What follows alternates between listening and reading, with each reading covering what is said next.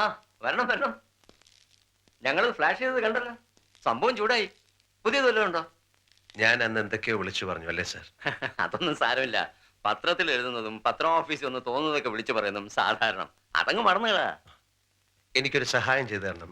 ഒരു research ആവശ്യത്തിനാണ്. 1975 December മുതലുള്ള പത്രത്തിന്റെ കുറെ ഇഷ്യൂകൾ ഒന്ന് സംഘടിപ്പിച്ചു തരണം. ഫയൽ കോപ്പി കാണും. തന്നയക്കാൻ ഇത്തിരി വിഷമമാണ്. ഇവിടെ ഒന്ന് വായിച്ചൂടെ? വായിക്കാം, വിഷമമില്ല. പക്ഷെ സ്വല്പം മനസമാധാനത്തോടെ വായിക്കാൻ സാധിച്ചാൽ എനിക്കും ചിലപ്പോൾ നിങ്ങൾക്കും അതുകൊണ്ട് പ്രയോജനം ഉണ്ടായെന്ന് വരും. ഞാൻ ഉപദ്രവിക്കുന്നില്ല. നാളെ വരാം. 75 ഡിസംബർ മുതൽ 76 മാർച്ച് വരെയുള്ള 121 പത്രങ്ങൾ മാത്രം മതി. You can trust me, you will get it back without any damage. സത്യം പറ, നിങ്ങൾ ആരാണ്? തൽക്കാലം നമ്മൾ രണ്ടുപേർ മാത്രം അറിഞ്ഞാൽ മതി. പുറത്താരെങ്കിലും അറിഞ്ഞാൽ നമ്മളെ രണ്ടുപേരെയും തട്ടും. I am an agent from the heaven. സ്വർഗത്തിൽ നിന്ന് നേരിട്ട് ദൈവം അയച്ചാണ്. എന്നെ അനുഗ്രഹിച്ചേ പറ്റൂ.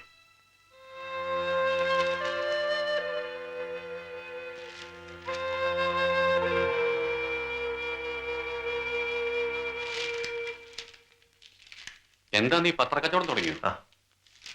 പഴയതാണ്. 75-76 വായിക്കുന്നോ? ഹേയ്, അത്രയും പഴയതൊക്കെ വായിച്ച് തള്ളിയതല്ലേ. എന്താ ഇതിപ്പോ ഇത്ര തെരഞ്ഞു പിടിക്കാൻ? അന്ന് ഡിഫൻസിനെ കുറിച്ച് ആരോ ഒരു സ്റ്റഡി എഴുതിയിരുന്നു. അത് നോക്കായിരുന്നു. അന്നത്തെ ഡിഫൻസ് എവിടെ, ഇന്നത്തെ ഡിഫൻസ് എവിടെ? എനിക്ക് ഈ പത്രം വായിക്കാൻ പേടിയാ. എവിടെ നോക്കിയാലും ഈ യുദ്ധം. ആ ആ ആ ആ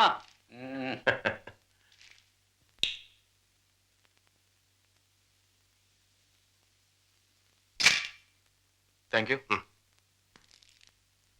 സാർ. നല്ല ഫോട്ടോജനിക്കാണ്. Thank you. പലരും പറഞ്ഞിട്ടുണ്ട്. അല്ല, ഞാൻ സീരിയസ് ആയിട്ട് പറഞ്ഞതാ.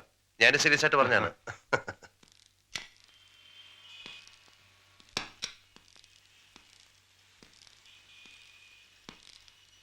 എങ്ങനെയുണ്ട് ജോലിയൊക്കെ? തരക്കേടില്ല. കുമാരേട്ടന് ശ്രീദേവി ഒരു ഒറ്റ മകളേ ഉള്ളൂ? എന്തേ?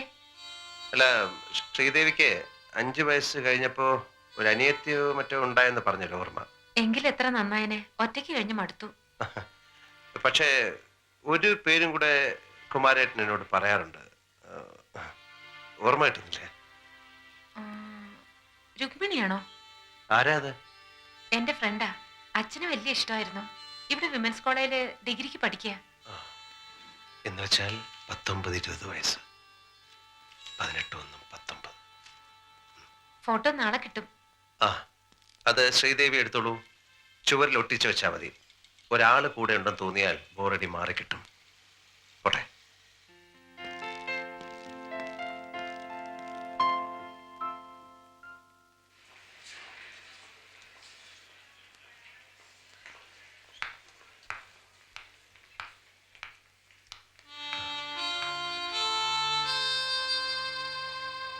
രുക്മിണി അല്ലേ? അതെ. ഇപ്പൊ ഏത് ക്ലാസ് നടക്കുന്നത്? ഫിസിക്സ്. എന്നെ മനസ്സിലായിട്ടുണ്ടാവില്ല. ഞാൻ ശ്രീദേവിയുടെ ഒരു ഫ്രണ്ടാണ്. എന്ന് വെച്ചാൽ ഒരു ബ്രദർ. ശ്രീദേവിയുടെ അച്ഛന് രുക്മിണിയെ വലിയ ഇഷ്ടമായിരുന്നു അല്ലേ? രുക്മിണിയുടെ അച്ഛനമ്മേ ഗൾഫിലാ. ഞാൻ ചിറ്റമ്മയുടെ കൂടെയാണ്. കുമാരേട്ടൻ രുക്മിണിക്ക് കത്തുകൾ അയക്കാറുണ്ടായിരുന്നു അല്ലേ? ഈ കുമാരേട്ടൻ എന്ന് ഇല്ലന്റെ പുറകിലൊക്കെ എഴുതി ഇടയ്ക്കിടെ അയക്കാറില്ലേ? ഏയ്, എനിക്കിതുവരെ അങ്ങനെയൊന്നും എഴുതിയിട്ടില്ല.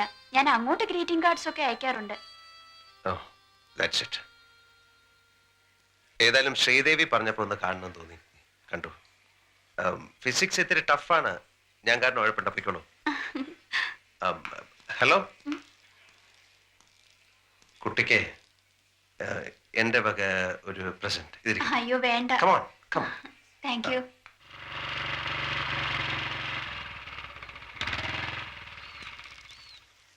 ഒരു പഴയ കേസ് എടുത്ത് തലയെ വെച്ചിട്ട് നീ എന്താ വക്കീലാവാൻ പോവാ? വക്കീലല്ലടാ, ജഡ്ജി. ഞാൻ വിധി പ്രസ്താവിക്കാൻ പോവാണ്. നീയാണ് എന്റെ പബ്ലിക് പ്രോസിക്യൂട്ടർ. എന്ന് വെച്ചാ ഉണ്ട. ഇത്രയും വലിയൊരു ഉണ്ട.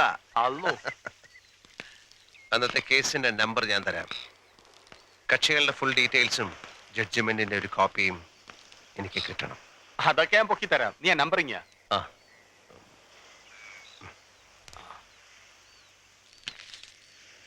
ഇതങ്കള ഇങ്ങോട്ട് എഴുത. വ്യക്തമായിട്ട് എഴുതണം. വായിക്കാൻ പറ്റണം. 37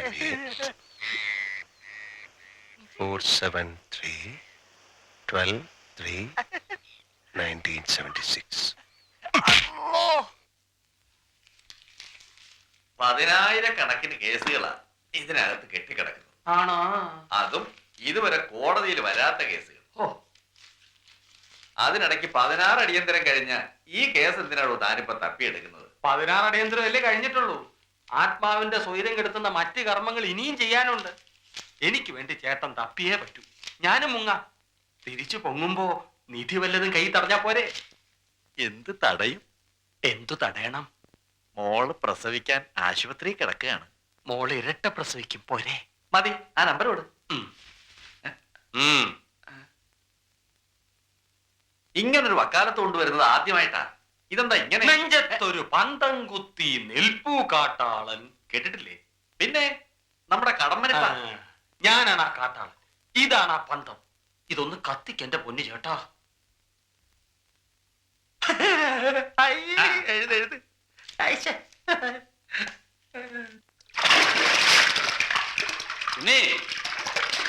പിന്നെ തേച്ച് ഈ സോപ്പ് ഇപ്പൊ തീരും.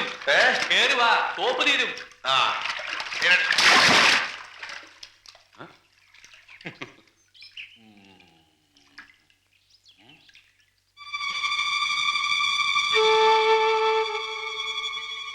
ഉണ്ണി ഉണ്ണി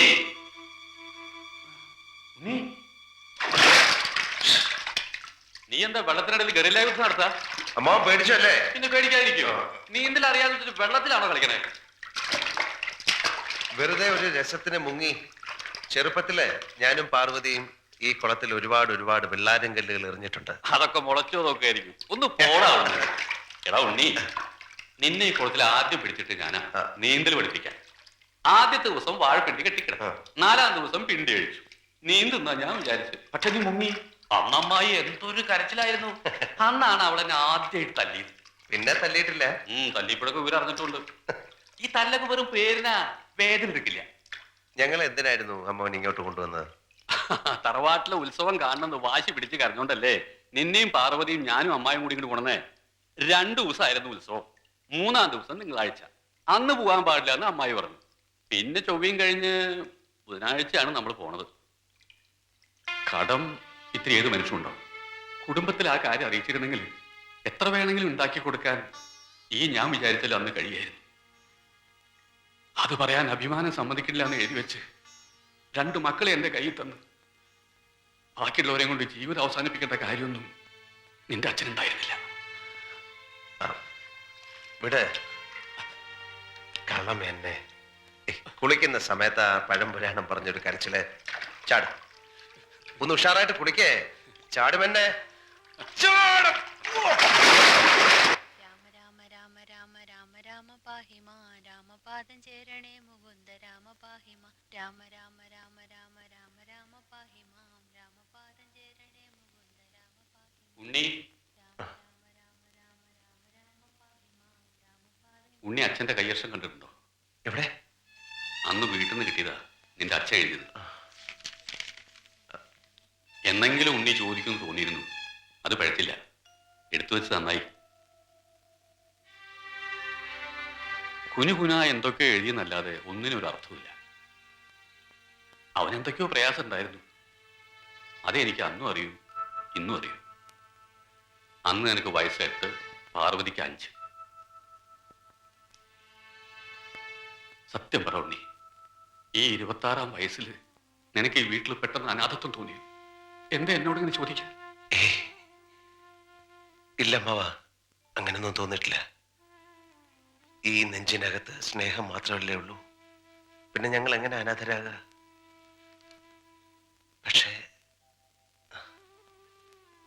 പക്ഷെ അങ്ങനെ തോന്നി.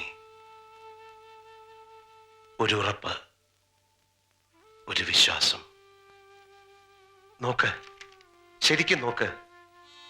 ഇത് ശരിയല്ല. ഈ എഴുത്താരോ നിർബന്ധിച്ച് എഴുതിപ്പിച്ചാണെന്ന് തോന്നില്ലേ? എനിക്ക് 8 വയസ്സാ, ഇവൾക്ക് 5. 5 വയസ്സുള്ള ഇവളെയും 1 വയസ്സുള്ള ചിന്നുമോളെയും ഈ 8 വയസ്സുകാരൻ അന്ന് ഒരുമിച്ച് തോളിലെടുത്തിട്ടുണ്ട്. ഇത് എഴുതി വെച്ചു എന്ന് നിങ്ങൾ പറയുന്ന അച്ഛന്റെ അന്നത്തെ മുഖം ഇന്നും എനിക്ക് ഓർമ്മയുണ്ട്. ആ മുഖം ഒരിക്കലും ഈ കത്തെഴുതില്ല. ആ അച്ഛൻ ആത്മഹത്യ ചെയ്യില്ല. ഇന്ന് എത്രയാ തീയതി?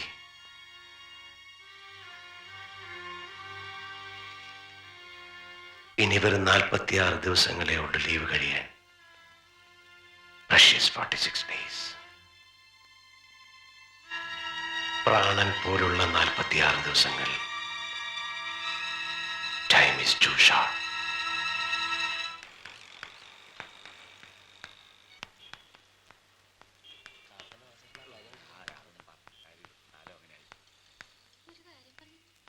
Good morning Bindu. Good morning. ശ്രീദേവിയുടെ സീറ്റ് ഇരിക്കുന്നതിന് മുമ്പ് സാറിനെ ഒന്ന് കാണാൻ പറഞ്ഞു.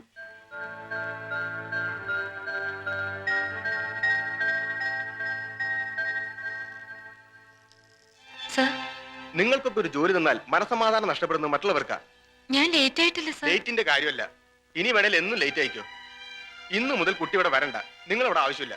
സർ, കുട്ടിയുടെ അച്ഛൻ ഒരു വലിയ മനുഷ്യനായിരുന്നിരിക്കാം, ഒരുപാട് കാര്യങ്ങൾ ചെയ്തിട്ടുണ്ടാവും. എന്ന് വെച്ച് നിങ്ങൾക്കൊരു ജോലി എന്നതിന്റെ പേരിൽ ഏത് സമയത്ത് ഞാൻ ഇങ്ങനെ കിടന്ന് പേടിക്കാന്ന് വെച്ചാലോ? നിങ്ങൾ അവിടെ ജോലിക്ക് നിർത്തിയാൽ ഫോട്ടോ എടുക്കാൻ വരുന്നവന്റെ തല തെറിക്കുന്ന അവസാനം കിട്ടിയ ഭീഷണി. അച്ഛൻ മോൾക്ക് ചെയ്തു വെച്ച സഹായം, അല്ലാതെന്താ പറയാ. പേടിയുണ്ടാണ് കുട്ടി. എന്തെങ്കിലും സംഭവിച്ചാൽ പിന്നെ പറഞ്ഞിട്ട് കാര്യമില്ലല്ലോ. ഒന്നും തോന്നരുത്. വേറെ വല്ല സ്ഥലത്തും ഫോണില്ലാത്ത ഒരു സ്ഥലത്ത് കിട്ടുമെന്ന് നോക്ക്. അത്രയെങ്കിലും സമാധാനം ഉണ്ടാവുമല്ലോ. സംശയമല്ല, ഈ ഫോൺ നിങ്ങൾക്കാവും. വേണ്ട സർ.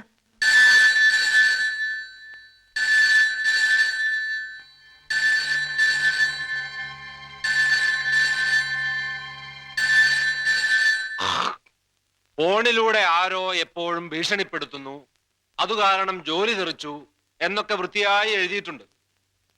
ഇത് വെച്ച് ഞാൻ ആരെയാ കസ്റ്റഡിയിൽ എടുക്കേണ്ടത്? ആ ഫോണോ അതോ സ്റ്റുഡിയോ ഉടമസ്ഥനെയോ? ഇങ്ങനെ ഇരുട്ടി തപ്പുന്ന ഒരു പരാതിയും കൊണ്ടുവന്നാൽ എങ്ങനെയാ? ഇനി നിങ്ങളെ പിരിച്ചുവിടാൻ വേണ്ടി അയാൾ മനഃപൂർവ്വം ഒരു ഭീഷണി ഉണ്ടാക്കിയതാണോ? അവനെ എടുത്തിട്ടൊന്ന് പെരുമാറിയാലോ? സാർ എന്റെ അമ്മയുടെയും വിഷമം മനസ്സിലാക്കണം. എന്റെ അച്ഛൻ മരിച്ചു. അച്ഛനുണ്ടായിരുന്നപ്പോഴേ ഇത്തരം ഭീഷണികൾ വരാറുണ്ട്. ഇന്നത് ഞങ്ങളെ ശ്വാസം മുട്ടിക്കുക. ദയവ് ഇതൊന്ന് അന്വേഷിക്കണം.